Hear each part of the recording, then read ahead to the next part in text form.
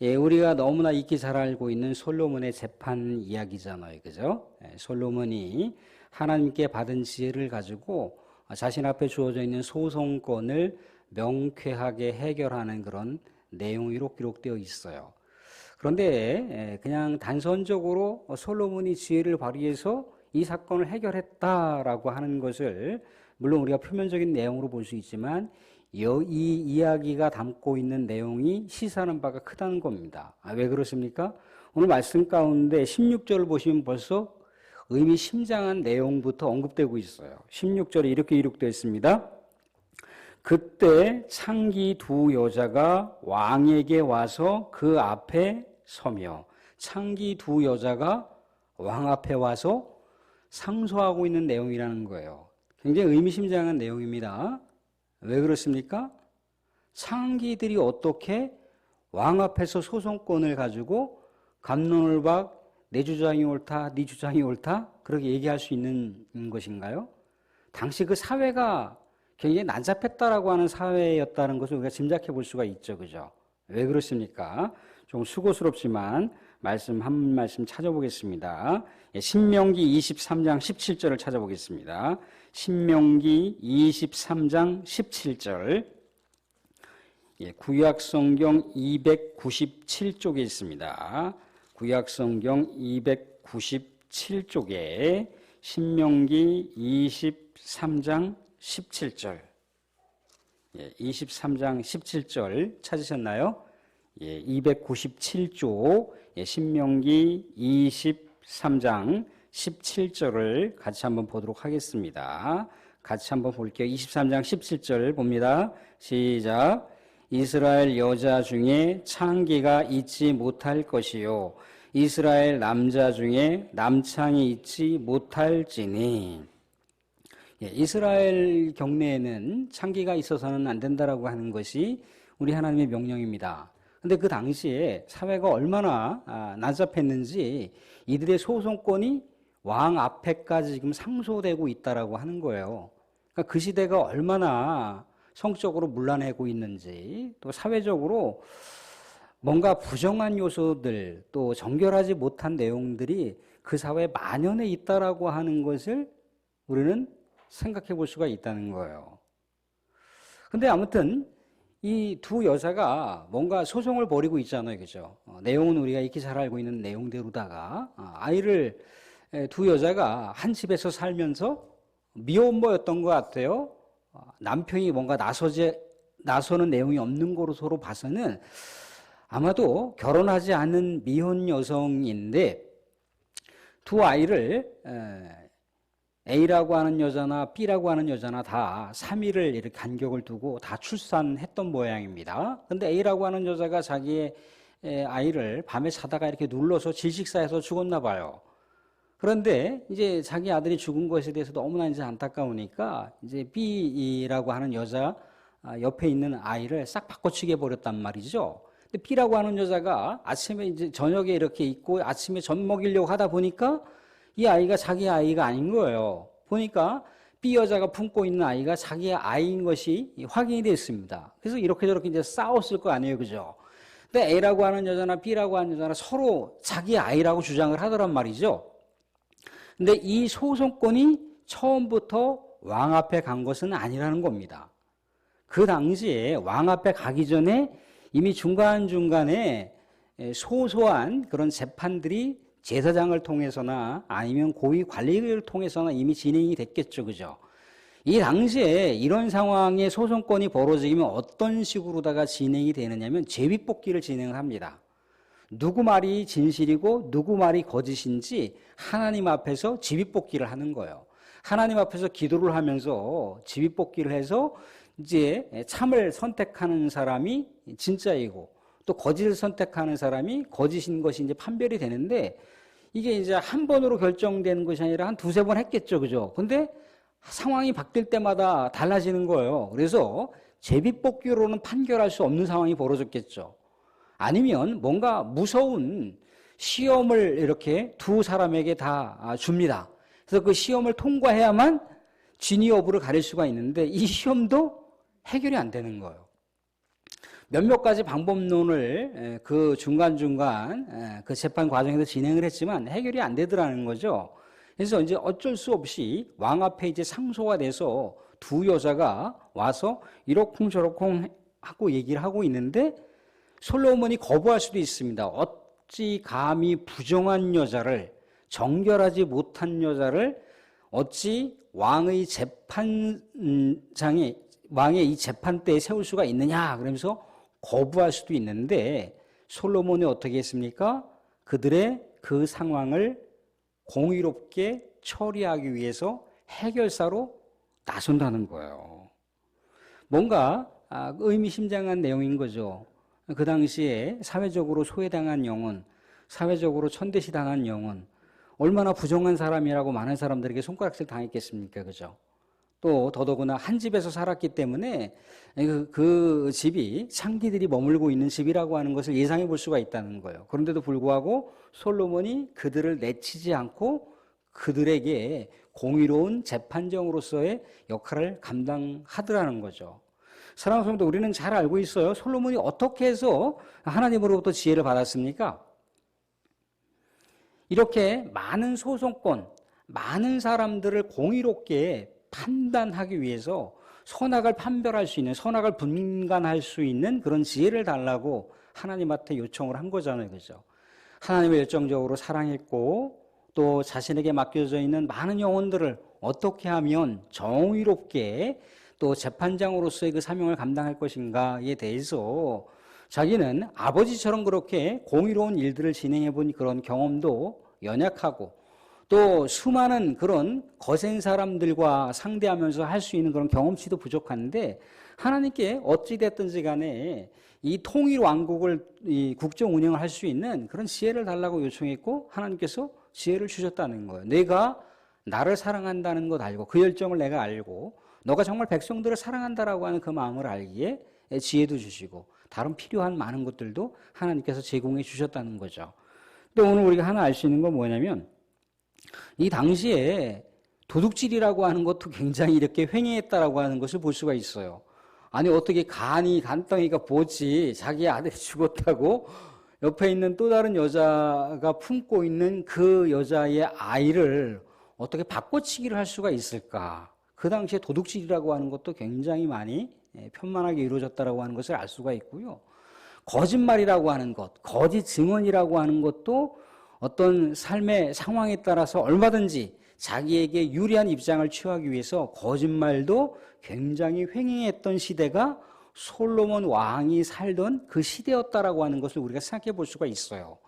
그런데 이런 상황 가운데서 많은 사람들이 그렇게 또 지혜롭다라고 하는 재판관들이나 또는 명석하다라고 일컬어지는 관리들이 이렇게 저렇게 궁리해보고 이렇게 저렇게 뭔가 율법과 또 여러 가지 그 당시의 전통을 가지고 자로재듯이 해봤는데도 지혜롭게 판단할 수 있는 길이 없었다는 겁니다. 그런데 솔로몬이 하나님께로 받은 지혜를 통해서 이 사건들을 해결했다는 거죠. 결국 뭡니까? 이렇게 부정하고 난잡하고 도둑질이 정말 횡행하고 또 거짓이 난무했던 그 사회지만 뭔가 솔로몬이 왕이 되고 또 지혜롭게 국정 전반을 운영하고 또 이렇게 여러 가지 소송권에 대해서 공의롭고 정의롭게 재판하는 것을 통해서 이스라엘의 미래가 밝다라고 하는 것을 예감해 준다라고 하는 거예요. 그리고 솔로몬이 어땠습니까? 좀 전에 말씀드렸던 대로다가 이 창기라고 하는 여자들을 내치지 않고 그 영혼들을 긍휼히 여기는 마음으로 공의롭게 이 사건을 그가 모성애라고 하는 그 시험대를 통해서 이 두 여자 중에 진짜 엄마가 누구인지를 시시비비를 가리는 그런 지혜로운 그런 판결을 내렸다라고 하는 것을 우리가 알 수가 있습니다. 결국 여기서는 우리가 솔로몬이 이 지혜를 통해서 무엇을 생각해 볼 수가 있습니까? 솔로몬은요, 아버지 다윗의 그 뒤를 이어서 하나님을 경외하는 왕으로서 또 이스라엘 국정 전반의 그 초기 왕으로서 그 역할들을 감당하게 됐을 때 얼마나 하나님을 경외했고 하나님 앞에 순수했는가를 우리가 생각해 볼 수 있지 않습니까? 사랑하는 성도들, 우리는 솔로몬이 이미 잠언을 통해서나 또 솔로몬이 또 전도서를 통해서나 이야기하는 바가 뭔가요? 하나님께로부터 얻을 수 있는 지혜는 어떻게 해야 가능하다고 합니까? 하나님을 경외함을 통해서 얻는 지혜라고 말하고 있다는 거예요. 하나님을 경외한다라고 하는 것은 하나님을 늘 언제나 의식하는 삶인 거죠. 하나님을 나의 삶 속에 늘 언제나 의식하고 하나님을 두려워하는 마음, 막 무서워하는 마음이라기보다도 하나님은 내 앞에 늘 언제나 같이 공존하시고 있어. 임마누엘 하나님을 의식하는 삶을 솔로몬이 이렇게 국정 초기에는 아주 아름답고 순수한 열정으로다가 영혼들을 사랑했고 하나님을 사랑하는 마음으로다가 그렇게 비록 그 당시에 소외되고 그 당시에 정말 부정한 여인이라 할지라도 정말 따뜻한 인간미를 드러내는 왕으로서의 아름다운 면모를 보여줬다는 거예요. 그러니까 이스라엘은 앞으로 가능성이 있고 미래가 있다라고 하는 것을 짐작해 볼 수가 있는 거죠. 사랑하는 성도들, 우리는 여기서 뭘 느낄 수가 있습니까? 솔로몬의 지혜를 통해서 뭘 느낄 수가 있나요? 그 당시에 재판장들이 많이 있었잖아요. 그죠? 뭔가 뭐 한 마을에서나 아니면 한 지역에서나 중간 거점 도시에서 이러한 소소한 재판들, 소소한 여러 가지 소송건들에 대해서 처리할 수 있는 사람들이 많이 있었잖아요. 그죠? 그런데 그들보다도 솔로몬의 지혜가 더 우월했다라고 하는 것을 얘기해 주는 건 뭡니까? 우리는 신약 성경 말씀을 떠올려 볼 수가 있죠. 그죠? 하나님의 지혜는 어떻습니까? 하나님의 미련함이 사람의 지혜보다 낫더라고요. 물론 이제 전도에 대한 이야기를 통해서 하나님의 그 미련함이 사람의 지혜로움보다 더 우월하다라고 하는 이야기이긴 하지만 여하튼 하나님의 지혜는 세상의 수많은 여러 가지 지식과 지혜보다 능력이 있다라고 하는 것을 우리가 생각해 볼 수가 있다는 거예요. 그러니까 우리도 이 세상 가운데 살아갈 때 그러잖아 끊임없이 하나님의 지혜를 구하고 하나님의 지혜를 구한다라고 하는 건 다시 하나님과 늘 언제나 동행하는 삶을 살아갈 수 있는 삶이 늘 언제나 우리의 삶의 영역 가운데 있어져야 된다는 거예요. 하나님의 지혜가 중요하다라고 하는 것을 보여주는 거죠. 또 솔로몬은 그 소외된 영혼들을 품었다는 거예요. 그런데 우리 솔로몬을 통해서 누구를 또 이렇게 엿볼 수가 있습니까? 예수님도 그러셨잖아요. 예수님이요. 예수님 직업이 뭐였죠? 예수님 직업 목수였습니다. 그 당시의 전통은요. 오늘 우리나라도 뭐 60년대, 70년대만 하더라도 대부분 아버지가 이렇게 뭔가 농사를 지면 그 농업을 잇는 것이 전통이잖아요. 그죠? 뭐 아버지가 조그만 이렇게 뭔가 가게를 운영하면 그 가게를 물려받아서 운영하는 것이 그 당시 미풍양속이란 말이죠. 예수님 시대에는요. 철저하게 목수가 아버지가 목수면 그 아들은 당연히 목수가 돼야 돼요. 아버지가 어부면은 그 아들은 당연히 어부가 돼야 되는 거예요. 예수님은요 그렇기 때문에 목수로서의 그 길을 같이 당시의 제사장들이나 율법사들처럼 계속해서 그 아버지가 율법사였고 그 아버지가 서기관이었고 그 아버지가 제사장이었고 그들의 직업을 물려받은 것처럼 예수도 목수라고 하는 직업을 물려받았지 하나님의 율법의 말씀을 연구하고 그 말씀대로 살아가는 사람들의 후예가 아니라는 겁니다. 그런데 예수님의 지혜는요, 당시의 제사장들보다, 당시의 서기관보다, 당시의 율법사들보다, 당시에 우리말로 얘기하자면 오늘날 국회의원이라고 일컬어지는 사내들인 공의회 회원들 70명보다 훨씬 더 지혜롭다라고 하는 것을 우리는 알 수가 있다는 겁니다. 그렇다면 예수님께서 뭔가 가방끈이 길어서 지혜로움을 구사한 게 아니라고 하는 걸 알 수가 있는 거죠. 하나님은 늘 언제나 경외하면서 하나님과 늘 언제나 함께하면서 예수님은 심지어 그런 얘기를 하시잖아요. 내가 하는 일은 아버지께서 하는 일이라고 하잖아요. 그죠? 아버지께서 하시는 일을 내가 대신 할 뿐이다라고 그렇게 얘기를 하고 있다는 겁니다. 늘 언제나 예수님의 지혜는 하나님으로부터 터득하고 하나님으로부터 깨닫고 하나님으로부터 오는 지혜를 가지고 이 세상 가운데 수많은 영혼들을 살리고 수많은 영혼들에게 정말 희망을 주는 인생을 소송시키는 그런 주옥과 같은 말씀을 주셨잖아요. 그죠? 그리고 예수님은요, 그 당시에 세리와 죄인들과 창기들과 그 당시에 병자들과 그 당시에 소외된 사람들과 그 당시에 거지들과 어떻게 삶을 살았습니까? 그들과 먹고 마시고 친구가 되어주셨잖아요. 친구가 되어주셨다는 거예요. 그 당시 모든 사람들의 계급과 계층이 따로 이렇게 별도로 주어져 있는데도 불구하고 계급과 계층을 초월해서 한솥밥 차려놓고 한상 차려놓고 같이 먹고 같이 노래하고 같이 즐기고 그런 삶을 사셨다는 거예요.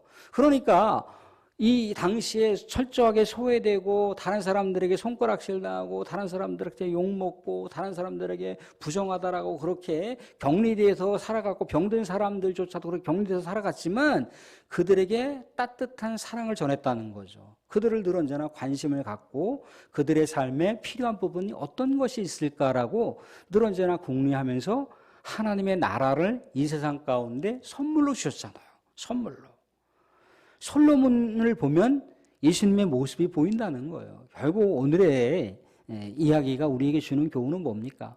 우리는 이 세상 가운데 세상에 얼마나 아주 고도로 축적되어 있는 지식들과 세상의 노하우들이 많이 있잖아요. 그죠? 그럼에도 불구하고 우리 믿음의 백성들은 하나님의 지혜를 늘 언제나 갈급하게 사모하셔서 또 하나님께로부터 받은 지혜를 가지고 세상 가운데 믿음의 정말 진가를 발휘할 수 있는 믿음의 진검승부를 발휘할 수 있는 그런 믿음의 백성이 되어야 된다라고 하는 것이 오늘이 말씀이 주는 교훈이라는 겁니다. 또 하나의 교훈은 뭡니까?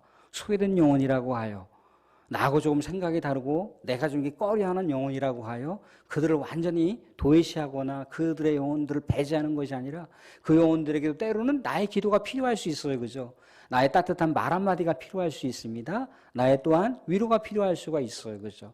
내가 또한 그 영혼들에게 손을 내밀어 주는 것을 그 영혼이 간절히 기다릴 수도 있다는 겁니다. 그러할 때 우리들이 그런 영혼들을 따뜻하게 품고 기도하고 또 격려하고 또 그들이 뭔가 필요로 할 때 내가 채워줄 수 있는 것이 무엇인가 있지 않을까 또 이렇게 생각하면서 채워줄 수 있는 그런 삶의 모습을 살아가게 됐을 때 그것이 솔로몬이 발휘하는 아름다운 모습이고 예수님께서 우리에게 요구하시는 모습이었고 예수님께서 이미 우리들에게 그러한 삶을 모델로 보여주셨지 않습니까? 사랑하는 성도들 말씀을 맺겠습니다. 우리가 살아가는 동안 늘 언제나 하나님을 가까이 하셔서 하나님께로부터 주시는 충만한 지혜를 받으셔서 우리 이 세상 가운데 믿음의 열정적인 모습으로 살아갈 수 있기를 주님으로 축원드립니다. 또한 우리 옆에 또 우리 마을에 또 일터에 또 내가 알고 있는 주변에 그렇게 연약하고 힘들어하는 소외된 영혼들이 있을 수 있다는 겁니다. 그 영혼으로 우리가 손 내밀고 격려하고 따뜻한 위로와 또한 기도해 줄 수 있는 그런 우리 하나님의 따뜻한 기도자가 될 수 있기를 주님으로 축원드립니다.